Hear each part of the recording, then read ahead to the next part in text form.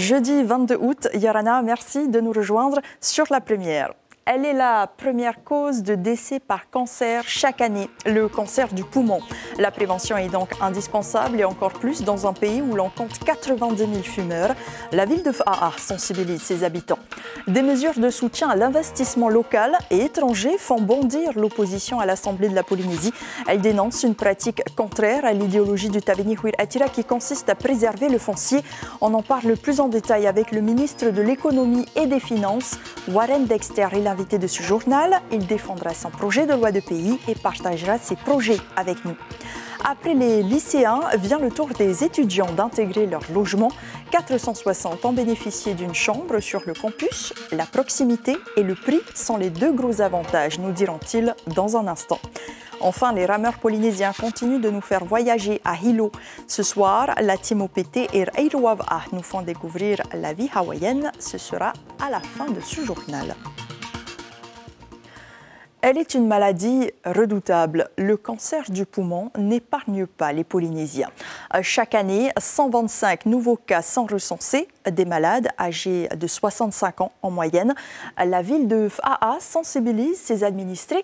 Dans cette commune, les habitants sont conscients de la dangerosité, mais encore faut-il avoir le courage d'arrêter de fumer. Tururu Gerar, Dylan Fels. Des doigts jaunis, ce sont les traces d'une fumeuse de longue date. Ce geste, Meiri le fait tous les jours sans même pouvoir compter. Sa dose de tabac, un paquet de 30 grammes tous les 4 jours. Sa bouffée d'oxygène, dit-elle, mais le tabac à rouler est 2 à 4 fois plus toxique que la cigarette. J'ai l'habitude. Tous les matins, je fais ça, je me réveille et puis je fais une cigarette, quoi. J'espère plus tard après, je vais être consciente qu'il faut arrêter aussi de fumer. Meiri est consciente des effets néfastes du tabac, le plus destructeur, le cancer du poumon. Avec 125 nouveaux cas par an, cette maladie est la première cause de décès par cancer chaque année. En Polynésie, les femmes fument beaucoup, elles fument de plus en plus et le cancer du poumon devient un problème de plus en plus important chez les femmes. Même si le cancer du sein, c'est le premier cancer des femmes, le cancer du poumon, c'est le deuxième et on voit bien que les chiffres augmentent. Le message, c'est de dire n'attendez pas quand il y a quelque chose d'inquiétant. Il n'y a pas que la douleur. Le cancer, ça ne fait pas toujours mal et même le cancer, ça fait souvent pas mal. Aujourd'hui, une dizaine de femmes sont venues s'informer sur cette maladie. La plupart souhaitent arrêter de fumer. Facile à dire qu'à faire. C'est pourquoi cette journée de prévention est organisée par l'association Ta'aritu. Ma mère est décédée d'un cancer au col de l'utérus. Et à cette époque-là, on n'avait rien autour de nous, les CPF n'existaient pas, Amazon n'existait pas. Donc on n'avait rien autour de nous pour nous soutenir dans nos démarches. Un jour, il faudrait que je mette en place une campagne qui va aider la population à venir s'informer, à venir chercher l'information auprès de spécialistes qui pourront répondre correctement à leurs questions. Et donc c'est pour ça que cette journée existe, cet événement existe. La prochaine journée de sensibilisation aura lieu au mois de septembre. Elle ciblera les cancers du corps utérin, de la thyroïde et de la prostate. C'est une mesure fiscale qui interpelle les élus de l'opposition. Accorder des exonérations d'impôts sur des acquisitions foncières privées à des investisseurs touristiques locaux, mais aussi étrangers, cela veut dire que les impôts des Polynésiens vont servir à aider les étrangers à acquérir du foncier, s'est indignée Lana Tétouanoui. L'inquiétude est-elle légitime? Élément de réponse avec Lucille Guichet et Jérôme. C'est le baptême du feu du nouveau ministre de l'économie et des finances face aux élus. Accueillis à l'ouverture de la séance sous les applaudissements de tous bords, les amabilités s'arrêteront là pour l'opposition qui fustige dans la loi fiscale l'absence de grandes réformes de fonds et des cadeaux faits aux investisseurs étrangers. Le texte prévoit 10 ans de diverses exonérations, y compris sur le foncier. On supprime et on baisse de 20% la défiscalisation avec le résultat qu'il y a, c'est-à-dire que la plupart des projets sont mis en stand-by. Et de l'autre côté, on propose ce dispositif qui ne fonctionne pas depuis 2014 et ça, c'est une réalité. Les impôts que les Polynésiens payent vont servir à aller aider des étrangers, non seulement à venir s'installer ou bien porter leur projet ici, c'est une chose. Mais le pays, s'acquérir avec des deniers publics le foncier. Sous le feu des questions, le nouveau ministre oppose des réponses chiffrées Avec ces exonérations, le gouvernement veut encourager les grands investissements, notamment dans le tourisme. Mais là, on est en train de parler de grands investissements, d'hôtels qui vont produire des emplois. Donc il faut savoir ce qu'on veut encore une fois. Le texte est adopté en milieu d'après-midi par 38 voix pour, 16 contre et 3 abstentions, taillé sur mesure pour un projet d'achat à 10 milliards de francs du groupe Aman Hotel à Bora Bora, le coup de pouce du pays pour les grands programmes. À l'heure actuelle, ils ont un crédit d'impôt qui leur est proposé pour les grands investisseurs de 10 milliards. Là, l'idée, c'est de les exonérer fiscalement, en fait. On va dire, c'est pour que le pays ait assez de budget pour venir soutenir derrière. Reste que l'enveloppe de la défiscalisation est réduite à 5,5 milliards de francs depuis 2018. Les demandes actuelles atteignent, elles, 140 milliards de francs, soit 25 fois plus que les fonds disponibles. Nous accueillons tout de suite notre invité, Monsieur le ministre Yarana. Merci d'être avec nous. Avant de développer ce sujet, on aimerait savoir qui vous êtes. Vous avez 52 ans et vous avez effectué une grande partie de votre carrière à la direction des impôts et contributions publiques. Vous avez aussi été consultant dans le privé, mais encore. Je dirais qu'entre les deux, j'ai pas mal baroudé dans les ministères comme conseiller, que ce soit dans les gouvernements indépendantistes ou autonomistes. Puis j'ai fait un petit passage aussi aux affaires foncières. J'ai voulu connaître un peu la profondeur des problèmes fonciers de notre population. Aujourd'hui, vous êtes donc le ministre de l'économie, du budget et des finances. Pour en revenir à la séance d'aujourd'hui, le gouvernement se défend en indiquant qu'il n'a fait que copier et coller cet alinéa adopté par son prédécesseur. L'opposition, elle, accuse le gouvernement de vendre le foncier aux étrangers puisque lorsqu'elle était au pouvoir, cette disposition n'était réservée qu'aux locaux. C'est le cas, oui ou non? Non, c'est pas vrai. On a cette disposition sur les acquisitions foncières. On a repris texto ce qui existait avant, un texte qui a été adopté sous l'ancien gouvernement. Aussi, comme vous le dites, vous n'avez fait que du copier-coller. Ça veut dire qu'aujourd'hui, la politique du Taveni, c'est de permettre qu'un étranger puisse acquérir du foncier privé avec une exonération d'impôts de surcroît. C'est ça, en fait, c'est un texte qu'on a voulu rendre ce dispositif, encore une fois préexistant, plus facilement accessible. Parce que on veut proposer une alternative à tous les porteurs de projets au-delà de 10 milliards à qui désormais on dit non à la défiscalisation. Le problème qu'on a aujourd'hui, c'est qu'il y a une saturation de la défiscalisation. C'est quoi la défiscalisation? C'est quand tu as un porteur de projet, vous avez des sociétés qui, au lieu de mettre leur impôt dans la caisse du territoire, ils mettent dans les projets. Et aujourd'hui, on n'a plus assez de sociétés pour financer les projets. Donc c'est pour ça qu'on propose d'autres alternatives pour les projets d'envergure. Et concernant le foncier, donc vous confirmez ce que dit l'opposition, les étrangers pourront acquérir du foncier avec une exonération d'impôts. Absolument, ça existait déjà, mais je pense que tout le monde a noté que c'est une manœuvre politique, parce qu'ils ont voulu mettre le doigt sur un sujet qui on va dire, qui est tabou au niveau du Taveni Atira. Et est-ce que l'objectif, quand on est dans un nouveau gouvernement, en plus, ce n'est pas de faire mieux que le précédent? On fait mieux, la mine de rien, rendre ce dispositif plus accessible, plus facilement accessible. Et en plus, on a amélioré un peu les exonérations, les régimes d'exonération fiscale. Là, vraiment, je pense qu'on est paré pour avoir pour que des investisseurs étrangers, peut-être même locaux, parce qu'encore une fois, c'est accessible aussi à des investisseurs locaux, puissent venir développer notre Fénois. Ouais.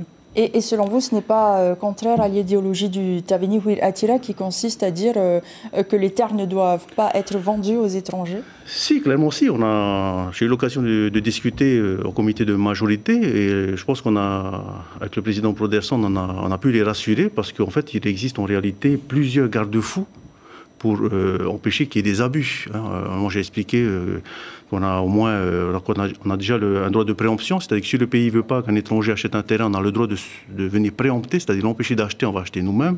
On a le régime des investissements étrangers, où clairement, un investisseur qui vient avec un projet ici, on peut lui dire non, sans avoir à se justifier.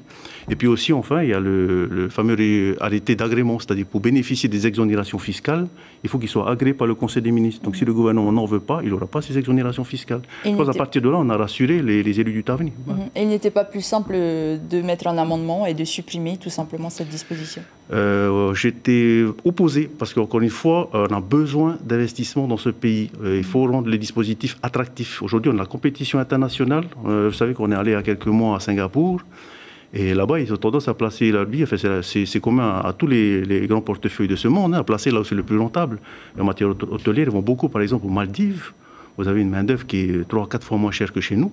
Donc, pour être compétitif, on est obligé de proposer des leviers. Si dans notre modèle social, on ne peut pas baisser les salaires, tout le monde le sait. Donc, il faut trouver d'autres solutions. Et c'est ça, c'est des exonérations fiscales à l'importation et des exonérations à l'exploitation. Alors, dans l'immédiat, les mauvaises langues diront que c'est une loi taillée sur mesure pour cette chaîne Aman Resort, on l'a entendu dans le reportage, qui est un groupe singapourien et qui souhaiterait racheter un hôtel à Bora Bora, vous confirmez?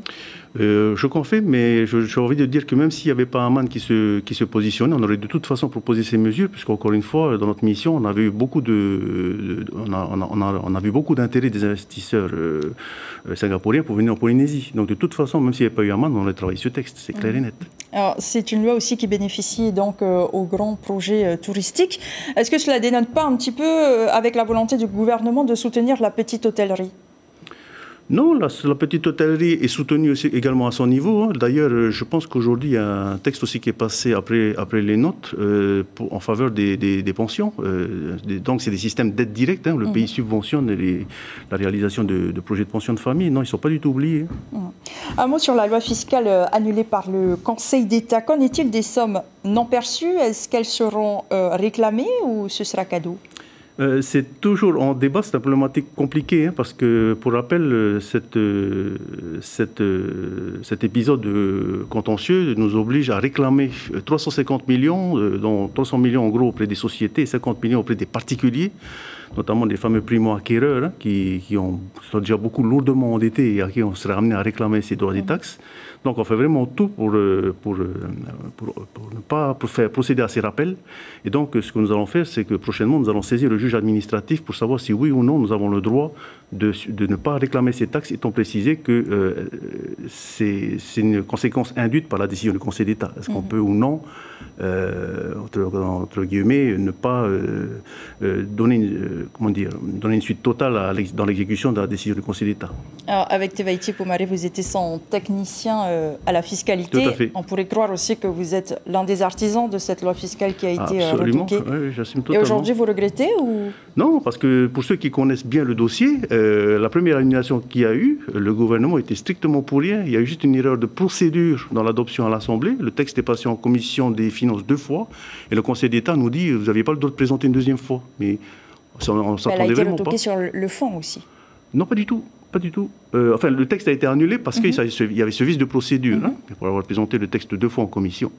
Après, effectivement, là, on est peut-être un peu plus fautif, c'est quand la deuxième mouture, on ne voulait pas réclamer les droits et taxes, on a dit on va donner un effet rétroactif pour éviter d'avoir réclamé les taxes. Où là, effectivement, c'était un coup de poker et ça n'a pas marché. Aujourd'hui, vous ferez mieux, puisque ça doit être un coup de poker. Écoutez, là, on a décidé de sécuriser notre position. On va saisir le juge administratif pour être sûr que cette fois-ci, on voit juste.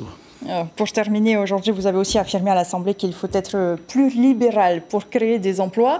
C'est plutôt une politique de droite. Est-ce que vous voulez transformer la ligne de conduite du Taveni Huil Atira, qui est plutôt une politique de gauche?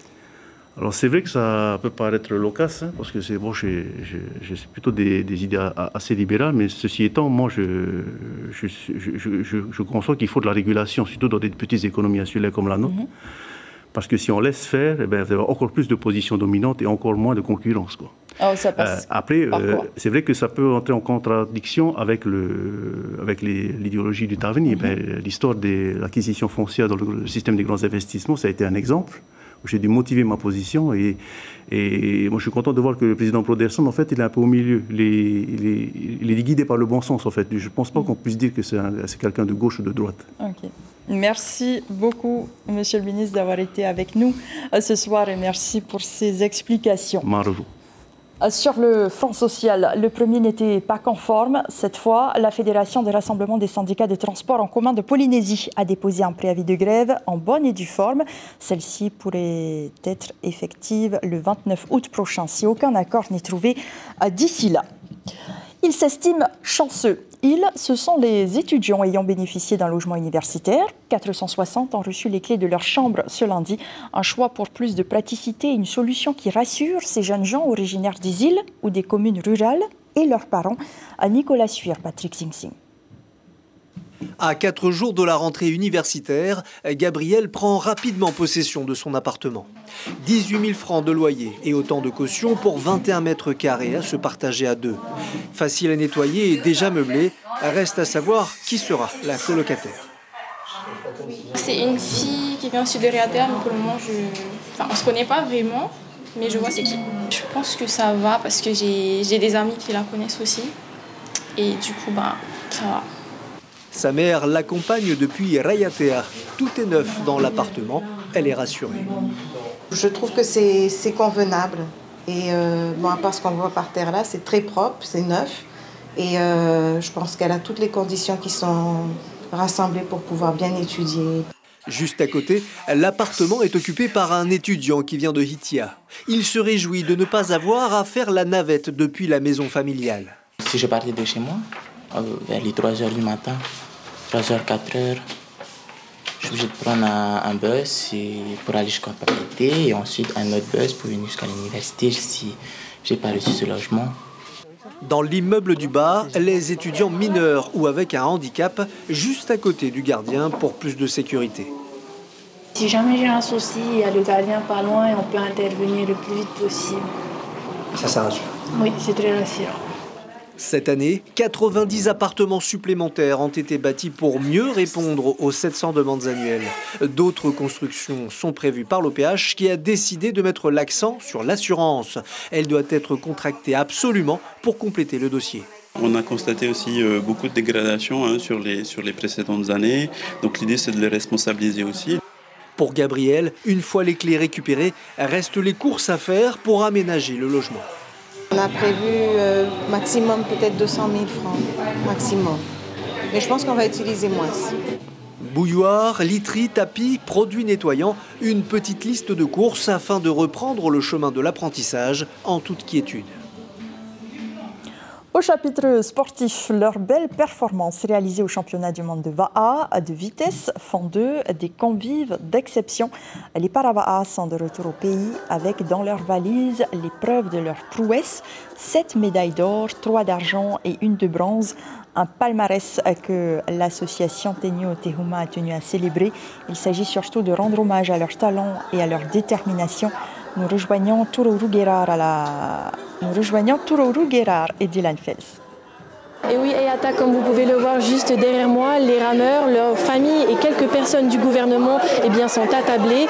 Nos 8 rameurs polynésiens du Para-Va'a sont revenus au Fénois avec 11 médailles. Donc cela signifie que certains rameurs ont remporté plusieurs médailles, comme Gervais Oméran qui a gagné 4 médailles d'or. Gervais est justement à mes côtés. Gervais, 4 médailles d'or, qu'est-ce que cela vous fait? Est-ce que vous réalisez? Voilà, pour le moment, je réalise petit à petit par rapport aux 4 médailles d'or. C'est-à-dire 2 V6 et 2 individuels. Après, comme on parlait avec Henri avant de partir, on lui a dit voilà, on va aller chercher ces médailles. Et là, c'est ce qu'on a fait. Le contrat il a été rempli. Et c'est carrément un bonheur d'avoir pu ramener les médailles d'or. Et quels sont vos prochains objectifs? Pour moi, personnellement, vu que ma classification elle est officielle maintenant, ce serait plus d'essayer d'intégrer le circuit ICF. Afin de pouvoir entrer dans le pôle France pour pouvoir prétendre aller peut-être aux prochains Jeux Olympiques. Alors voilà, et après l'effort vient le réconfort. Nos Haïto-Polynésiens ont porté haut les couleurs du Fénois. Et à Hilo, les Tahitiens restent imbattables. À l'issue des épreuves de ce jour, Tahiti s'est de nouveau distingué en décrochant 10 nouvelles récompenses, dont 5 d'or, 3 d'argent et 2 de bronze. La délégation conserve donc sa première place. Et plus de peur que de mal, justement, pour les athlètes. Un léger tremblement de terre a été ressenti à Hilo la nuit dernière. Le séisme de magnitude 4,7 s'est produit à minuit 57 et a duré 2 secondes, causant tout de même des fissures dans le bitume. On reste à Hawaï où les rameurs du Team OPT et de Reiruava'a vivent une expérience unique. En étant logés chez l'habitant dans le village de Keaukaha, ils allient compétition sportive et connaissance du pays et de ses mœurs tout en consommant local. Le reportage de Yohan Buit. Les juniors du Team OPT et de Reiruava'a vivent dans un logement chez l'habitant qui fait aussi office d'atelier de construction de Va'a. Leur hôte est Kalani, un Hawaïen très engagé dans sa culture.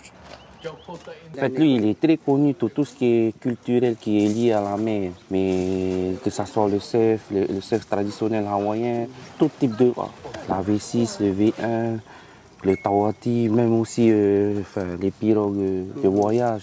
Et on arrive chez Kalani et puis on s'aperçoit en fait que Kalani, c'est un très grand copain de Alain Maquet.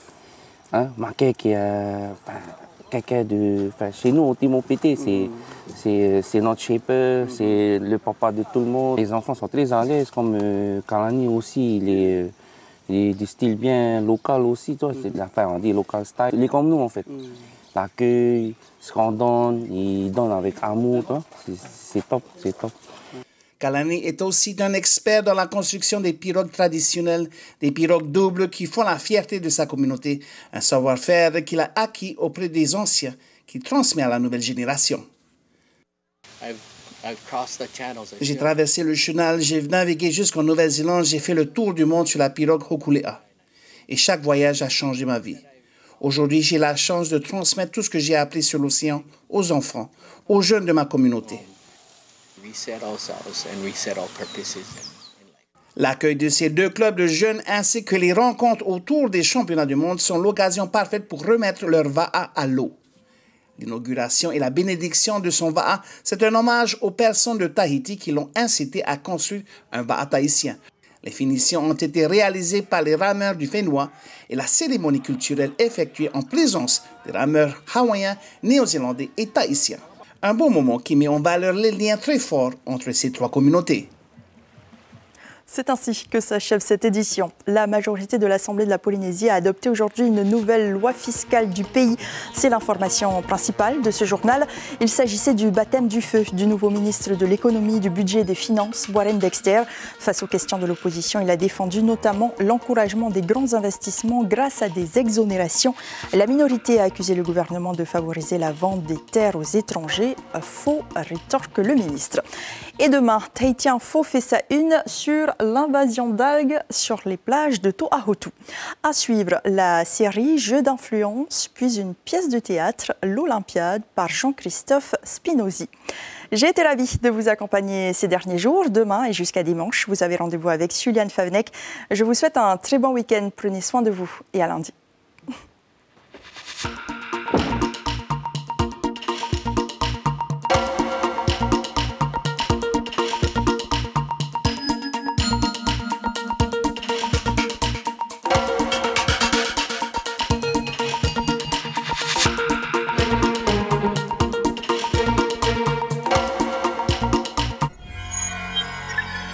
Retrouvez ce programme en replay sur notre site internet.